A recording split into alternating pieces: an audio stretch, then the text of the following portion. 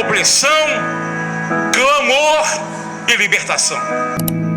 Esse era o ciclo que a nação israelita entrou, porque o povo estava desviado. O povo estava fazendo o que era bom, o que era agradável aos seus olhos. Há pessoas que vivem nesse ciclo, pecam, sofrem as consequências, clamam a Deus, a dor aperta, Deus dá o livramento e ela relaxa. Aí começa o ciclo novamente. Pecam, sofrem as consequências, clamam a Deus. Quando a dor aperta, Deus dá o livramento e ela afasta, desanima, esmurece. É ou não é assim? O grande problema que nós enfrentamos é a constância espiritual. É isso que falta em nós. Um dia estamos bem, um dia estamos mal, um dia estamos mais ou menos, um dia estamos embaixo. E isso atrapalha a nossa conduta, a nossa vivência e a nossa experiência como cristão. Quem não sustenta a disciplina no altar acaba sustentando dores no deserto. Para nós termos uma vida de constância, temos que ser disciplinados. Infelizmente, queridos, na nossa cultura de brasileiro, nós não aprendemos, nós não sabemos o que é disciplina. Nós somos mestres em quebrar a disciplina. E quando muitas vezes falamos em disciplina, pensamos em castigo. Não. Disciplina é você aprender a viver numa constância, evitando os altos e os baixos. Quando o povo clamava a Deus, Deus sempre levantava homens, Deus sempre levantava as mulheres, cheios do seu espírito, para restaurar a nação. Olha que Deus maravilhoso que nós servimos. Deus vendo tudo aquilo, o povo clamava, o povo estava sofrendo, estava oprimido.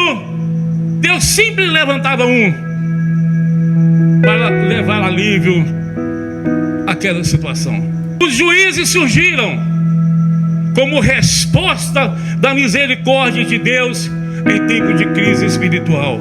Deus, em sua infinita misericórdia, levanta homens, levanta mulheres para conduzir seu povo de volta ao caminho da obediência e dependência dele.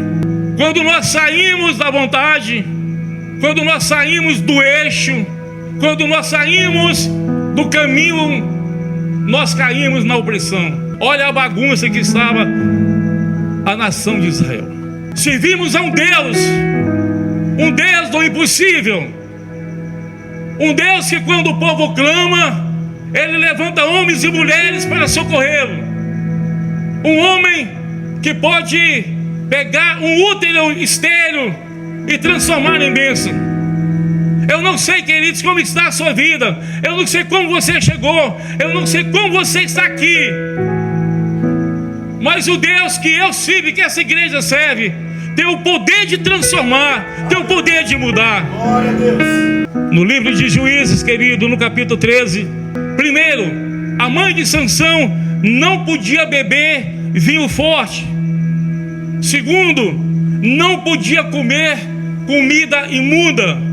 Terceira, ela não podia deixar passar navalha sobre a cabeça de Sansão. E Sansão, ele nasceu já com voto de nazireu.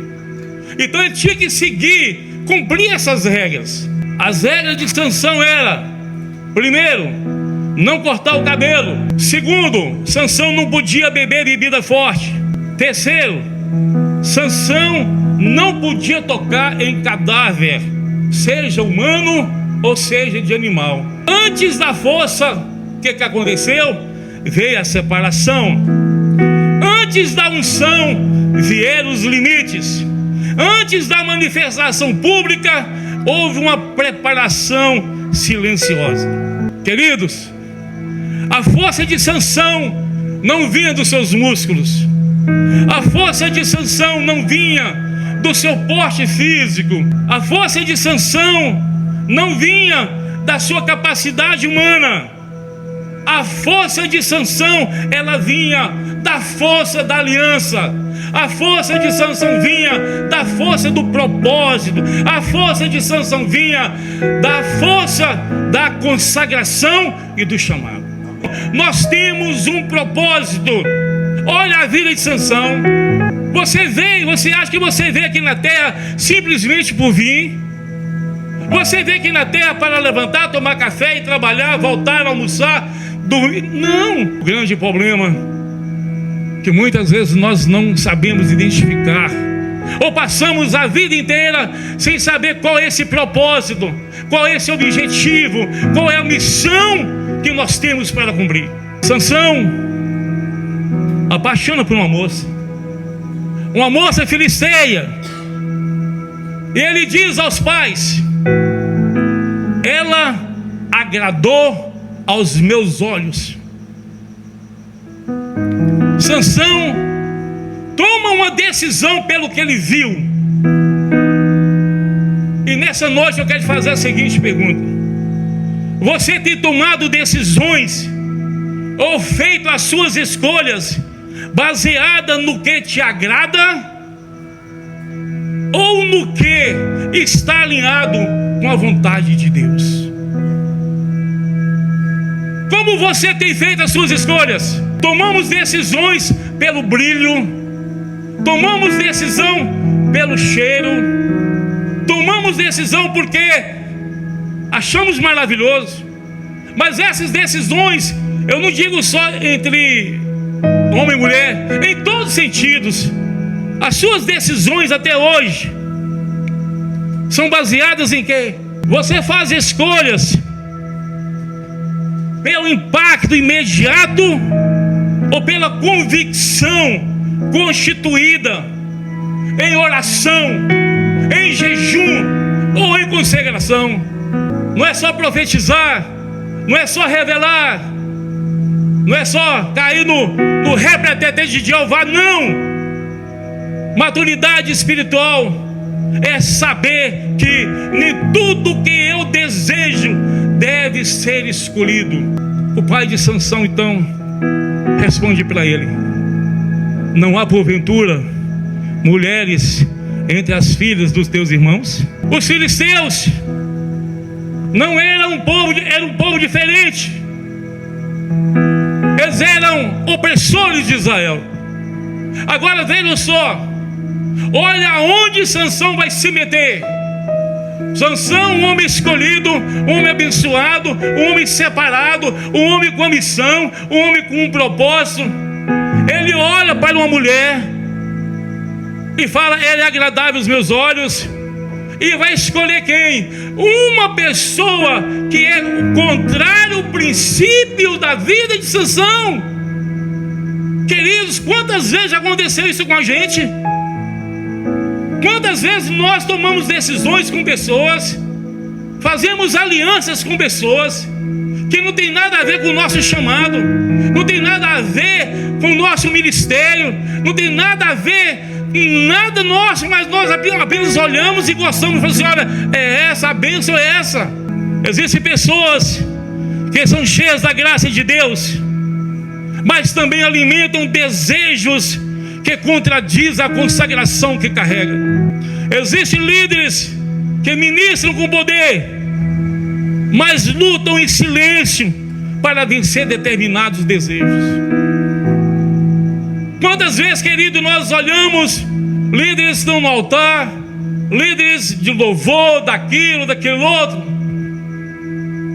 eles passam, olhamos para ele e achamos aquele pastor, aquele fulano é uma bênção, mas dentro dele está uma luta muito grande de desejos que eles não conseguem controlar. Assim era a vida de Sansão. E nessa noite, queridos, eu faço a seguinte pergunta para você: quais são os desejos que estão dentro de você? Quais são os desejos que você ainda não consegue controlar? Quais são os desejos que você ainda cai? Satanás é astuto. E muitas vezes, sim, queridos, Satanás, ele conhece a minha fraqueza, conhece as suas fraquezas também. E quando ele quer nos derrubar, ele vai lá naquele apagador e fala assim, ó, e nós caímos. Sabe o que é isso? Desejos que ainda brilham, brotam dentro de nós. Eu fiz uma exposição aqui da vida de Sansão. Sansão, olha a vida dele. E ele começou a cair. Ele começou a quebrar princípios. Deus falava, não toca, ele tocava. São coisas, querido, que nós temos que aplicar na nossa vida. Sabe por que eu estou pregando isso para vocês aqui? Porque eu comecei a sentir assim. Eu comecei a me sentir fraco, desanimado. Eu comecei a me sentir, sempre eu arranjava uma desculpa. E eu comecei a orar, buscar Deus. Eu falei, Senhor, o que está acontecendo comigo? Eu nunca fui assim. Foi quando Deus me levou para esse texto, queridos. Aí eu cheguei à conclusão que aquela fraqueza, aquele desânimo, tudo aquilo que eu estava passando era quebra de princípios. Eu estava quebrando princípios. E qual é a solução para isso? Parar de quebrar princípios. Aí você pode perguntar assim, pastor, mas o que é princípio? É tudo aquilo que Deus diz não. Se Deus fala não, é não. Não é o jeitinho não.